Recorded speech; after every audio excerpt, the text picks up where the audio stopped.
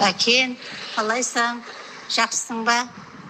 Сенің берген күш-қуатыңның, сенің берген құлшынысыңның арқасында осындай кабинет аштық.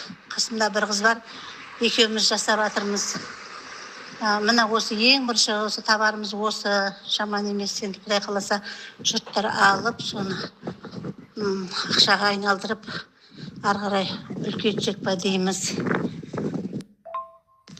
Әуелі Құдай, содан кейін сенің айтқан әңгімең, неше күн менімен жүргізген әңгімең арқасында ұялып, қозғалып, осындай нәтижеге қадам бастық. Бұл да бір жетістік шығар деп ойлаймын. Енді үлкен жетістік емес әрине, енді бірақ әйтеуір шамалы жасалған қадам ғой. Сәлеметсіз бе? Қалыңыз қалай? Өте қуаныштымын. Менің сізге берген ақыл кеңестерімнің сізді осындай жетістікке жеткізіп отқанына. Жетістік осылай басталады ғой, кішкентайдан, сосын үлкен жетістікке жетесіз. Тек қана сәттілік тілеймін сізге, өте қуаныштымын.